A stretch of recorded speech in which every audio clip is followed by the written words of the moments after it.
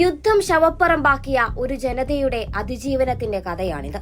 മാസങ്ങളോളം പുകമൂടിക്കിടന്ന ഇറാന്റെ ആകാശം വീണ്ടും നീലനിറത്തിലേക്ക് മാറുകയാണ്. മിസൈലുകളുടെ ഗർജനമല്ല, മറിച്ച് സമാധാനത്തിന്റെ ചിറകടികളാണ് ഇനി ഇറാനിൽ നിന്ന് കേൾക്കാൻ പോകുന്നത്. വെടിനിർത്തൽ പ്രഖ്യാപനത്തിന് പിന്നാലെ ഇറാന്റെ തലസ്ഥാനമായ ടെഹ്റാൻ ഒരു പുതുയുഗത്തിലേക്ക് കണ്ണു തുറന്നിരിക്കുന്നു.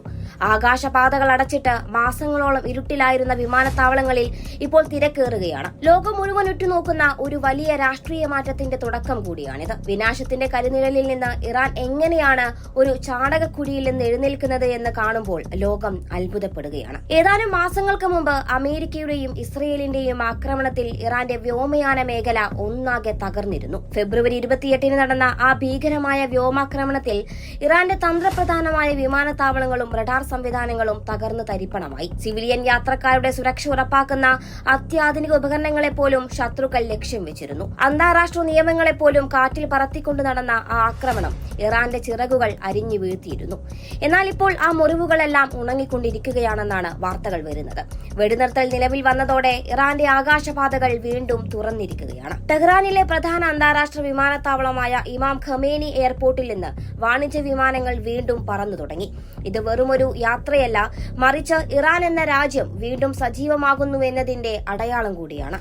ഇസ്താംബൂൾ, മസ്കറ്റ് തുടങ്ങിയ മേഖലകളിലേക്ക് വിമാനങ്ങൾ സർവീസ് ആരംഭിച്ചു കഴിഞ്ഞു. ടെഹ്റാനിലെ മെഹ്റാബാദ് വിമാനത്താവളത്തിൽ നിന്ന് ആഭ്യന്തര സർവീസുകളും ഇപ്പോൾ തടസ്സമില്ലാതെ നടക്കുന്നുണ്ട്. ഏപ്രിൽ 24 ഫ്ലൈറ്റ് ട്രാക്കിംഗ് ഡാറ്റകൾ പരിശോധിക്കുമ്പോൾ മാഷാദ് വിമാനത്താവളത്തിൽ നിന്ന് തുർക്കിയിലേക്കും ഒമാനിലേക്കും വിമാനങ്ങൾ പറന്നുയരുന്നത് വ്യക്തമായി കാണാം.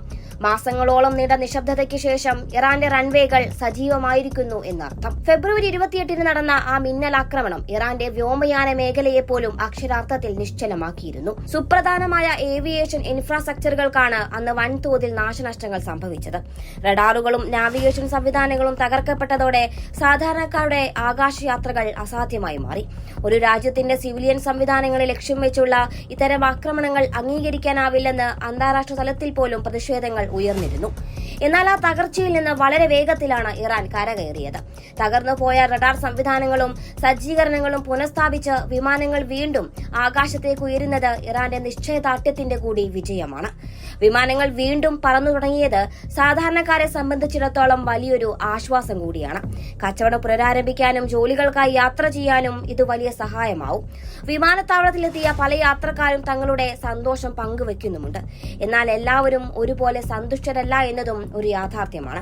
വെടിനിർത്തൽ എന്ന തീരുമാനത്തെ പൂർണ്ണ മനസ്സോടെ അംഗീകരിക്കാത്തവരും ഇറാനിലുണ്ട്.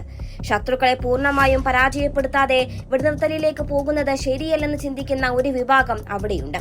എങ്കിലും ഭരണകൂടത്തിന്റെയും അന്താരാഷ്ട്ര സംഘടനകളുടെയും തീരുമാനത്തെ ആത്യന്തികമായി എല്ലാവരും ബഹുമാനിക്കുകയാണ്. രാജ്യം സാധാരണ നിലയിലേക്ക് വരുന്നത് എല്ലാവർക്കും ശുഭസൂചന തന്നെയാണ് നൽകുന്നത്. ഇറാന്റെ ഈ നീക്കം മിഡിൽ ഈസ്റ്റിലെ രാഷ്ട്രീയ സാഹചര്യങ്ങളിൽ വലിയ ചലനങ്ങൾ ഉണ്ടാക്കുമെന്നതിൽ തർക്കമില്ല.